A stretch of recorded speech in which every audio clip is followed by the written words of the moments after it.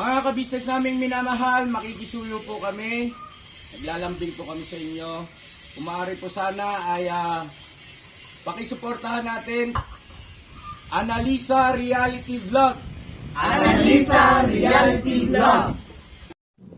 Hello mga kababayan, ka-business, welcome po sa aking YouTube channel, Analisa Reality Vlog. So bago ang lahat, ay gusto ko muna kayong batiin ng Happy New Year. December 31 pa lang po dito sa aking lugar. Hindi pa ako nagpapalit ng taon. At maraming salamat po sa mga sumusuporta sa akin, mga subscribers ko, nagla-like at saka nagsishare ng aking mga reaction video. Maraming salamat sa inyo. At kiusap ko sa inyo, suportahan po natin ang ka-business official, Papa Dins TV, ka-business family channel nila, si Thinking Buddy, and si Young Russell po, at gayon na rin ang aking mga kasamang mga reactors, sila anime reactors, Taong Gala, Alminda Mix Vlog, Ma'am Flir's channel, si Kalingap Tura, saka si Katangay PLC po. At ganoon na rin po yung aking pinsan, Bukas Tradition and Above Average po, studio doon sa kanyang mister. So, maraming salamat sa inyong patuloy na suporta sa akin, mga ka-business, kabayan, kalingap, and kapapi. So ngayon po magbibigay ako sa inyo ng aking reaction, sariling opinion po, patungkol dito sa naging upload ni Papa Dins sa grandparents po ni Vincent, yung tinutulungan niyang bata na scholar niya. Ito po yung sa side ng mother niya ni Vincent, na na-stroke po yung lolo niya, na nagkakaroon po sila ng financial problem ngayon, so na-share po ito ng bata. Masyado akong na-touch dito mga ka-business na kapapi, kasi yung lolo niya nasa 63 years old, I think 63 ba, wait. Sorry, yung lola pala niya yung 63 years old, din yung lolo niya is 67 years old. Yun po yung na-stroke. Kasi alam nyo mga papi, alam naman natin yung high blood ba, yung hypertension, talagang traitor na sakit yan, yung biglaan na lang. So praise God kasi itong lolo ni Vincent nakasurvive. Thank you Lord. Yun nga lang, nagka-problema siya sa kanyang pagsasalita, medyo nahihirapan. At saka itong si lola naman, yung 63 years old, yung asawa ng, bali yung lola ni Vincent, high blood din. So, mahirap kasi pag nagkapanabay yung problema, pagka ganyang sakit, yung sa katawan ba natin, tapos walang pera, talagang, yung, hindi basta-basta, mas lalo kang ma-stress pag ganyan. So, maganda kasi na i-open up ni Vincent kay Papa Dins, so, natulungan naman sila. Mahirap kasi mga kababayan ng mga kapapi. Ako, na-realize ko rin yung mayroon kang kapamilya na may sakit, mahirap. Kasi nga, lalo, ako ngayon mga kapapi, meron akong sinusuportahan din na senior citizen. Tuloy-tuloy na po yung maintenance niya. So, sinisigurado ko talaga na yung kada buwan na gamot niya, inabibili ko ng buo. Bahala na walang, walang iba ako may bibigay, basta yung gamot, kompleto. Kasi mahirap na yung, pag na-miss mo yung maintenance, mahirap yung balik kasi mas matindi pa yung magiging problema, mas lalong magiging mabigat. Tsaka bali, dalawa yung pinapa-maintenance ko, pati yung asawa ko kasi high blood na. So, dalawa sila na nagme-maintenance. Yung talagang sinisigurado ko na meron silang suporta sa gamot. Kasi ayokong, ako rin naman mong problema. So, salamat kay Papa Dins dahil natulungan niya yung grandparents ni Vincent. Dahil sa nabigyan niya ito ng tulong.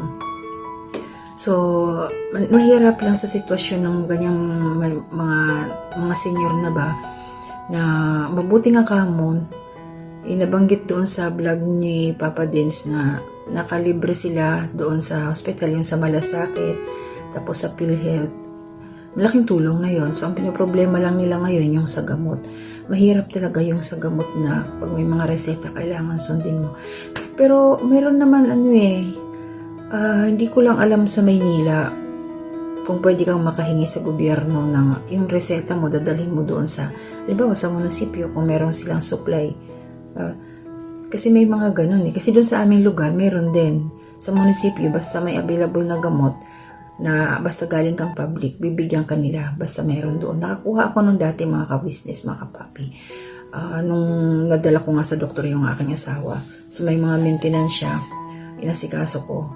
So nakalibre kami ng gamot noon. Pero nung umalis na ako, hindi na niya maasikaso kaya pinadadalan ko na lang ng pambili ng gamot. So sana si nanay, yung lola ni na Vincent, maging okay na sila kasi nga mahirap yung stroke lalo na yung sa lolo niya. Hindi natin alam kung nakailang stroke na yan.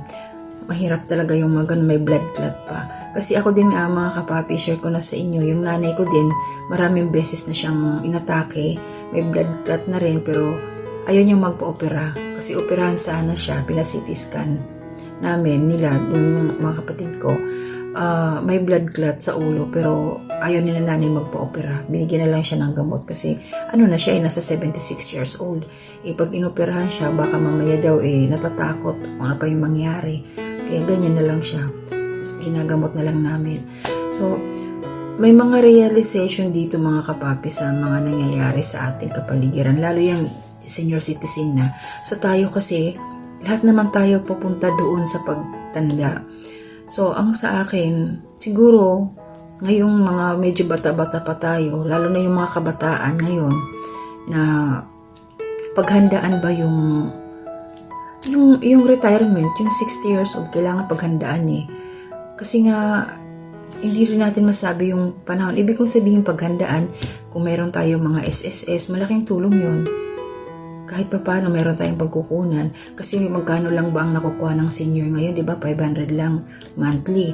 So, kailan siya na ibibigay? Every 3 months, 6 months, matagal, di ba? So, ang sa akin, ako dito, may natutunan ako dito So, kailangan talaga mag-prepare ka. Yung pag hindi mo na kayang magtrabaho, meron kang pagkukunan. Katulad niya sila nanay, yung lolo nila ni Vincent na pala sila, may bakery, may restaurant, nagluluto sila ng mga ulam-ulam kung ano-ano. So, syempre, pag nagkakaedad na, mahirap na yung ganun, hindi mo na kaya. Kahit malakas pa yung isip mo, pero yung katawan mo, parang sumusuko na rin yung pagod. Kaya kailangan meron ibang source of income. Pero believe ako kay nanay, dito kay lola, kasi nga, hindi man siya makapagluto. Dadaan niya sa pag-online, magluluto siya by order. So, para-paraan pa rin, para mabuhay. So,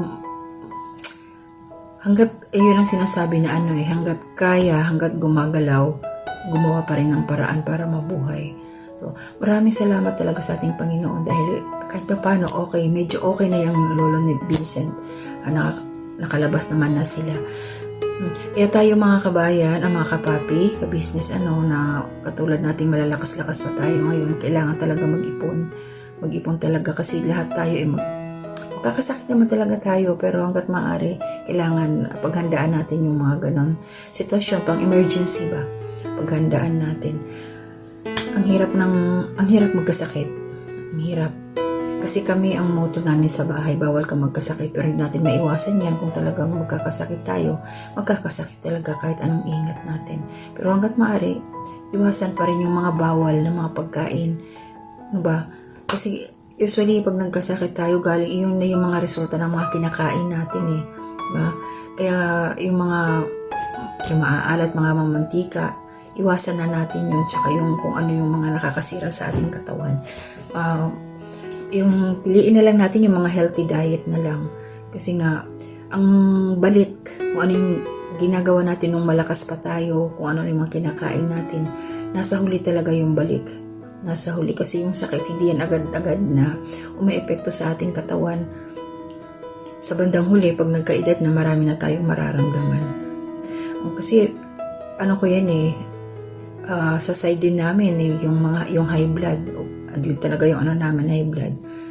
Kaya ingat-ingat na rin ako sa pagkakain. So kayo din mga kabisnes, kabayan, kapapi, ingat din kayo sa mga kinakain ninyo. Masarap kumain, kaya lang limitahan natin yung hindi maganda sa ating katawan. Wag na natin gawin para humaba pa yung buhay natin. Iwas na lang tayo sa mga makakasira sa ating katawan. So ganun lang po. Maraming salamat dito sa vlog ni Papa Dins kasi naiyak talaga ako, naawa ako doon sa ating senior, yung si nanay at saka si tata, yung lolo ni Vincent at saka lola. Nakakaawa sila. Swerte pa rin, kahit pa paano, yung buhay nila, maganda yung tirahan nila, although nangungupahan. Isa pa yun pala mga ka-business, Pero yun sa edad nilang 63, 67, nangungupahan pa rin sila. Diba? parang, kaya mas ako din yung eagerness ko ba talaga na magkaroon ng sariling tirahan na hindi kami nakikitira lang. Gusto ko talagang pagsumikapan yan. Pero ano naman, sigurado naman na yung namin doon sa aming tinitirhan. Kaya lang, iba pa rin yung meron kang masasabing pinagpaguran ko yan, diba? So, hanggat maaari yung mga kabataan ngayon na may chance pa kayo, habang bata pa, magpundar na. Habang bata pa. Kasi ako, yun ang tinitingnan ko yung mga hindi nagawa ng aking mga magulang noon. So, gusto ko, sa akin naman gagawin ko ngayon. Halimbawa, hindi ka nagkabahay noon. Ako gusto ko rin na magkabahay ngayon. So, kung halimbawa, di ko man magawa ang mga bagay na yun, gusto kong sa mga anak ko na kailangan habang mga bata pa kayo, gumawa na kayo ng sarili ninyong tirahan, yung mga ganon. Kasi katulad yan, pag matanda na, ibang-iba kasi habang malakas pa, hindi nila iniintindi yung basta kumita lang, makakain lang. Pero pagdating ng pagtanda na, kailangan talaga meron tayong sariling tirahan. Yun ang importante. Ang hirap kaya mga upahan, sayang yung upa nila 6,000 kada buwan plus tubig, kuryente, malaking pera na yun. Kung noong panahon na kabataan pa nila, yung malakas-lakas pa nila, kung mas prioritize nila yung bahay at saka lupa talaga, maganda yun. Kasi marami naman sa Maynila yung nagkaroon ng sariling bahay at lupa Noong time na yun, mura pa yun. Pero mahirap din kitain yung pera. So marami tayong natutunan sa mga bagay-bagay na mga nangyayari sa ating mga paligid. So salamat Papa Des dito sa video mo dahil nga ayun, may natutunan din ako dito. Mas lalo akong lalaban sa buhay at hindi pwedeng pahina-hina lang. So salamat sa Diyos dahil nga sa kalakasan na ipinagkaloob niya sa atin dahil hindi ko rin naman ito magagampanan lahat-lahat kung hindi galing sa ating Panginoon. So thank you Lord dahil lahat po kami ay healthy at sana lahat po ng may sakit ay gumaling na at para makapagpatuloy sila ng kanilang pamumuhay. So maraming salamat po, hanggang dito na muna. Sa susunod po ulit na aking reaction video.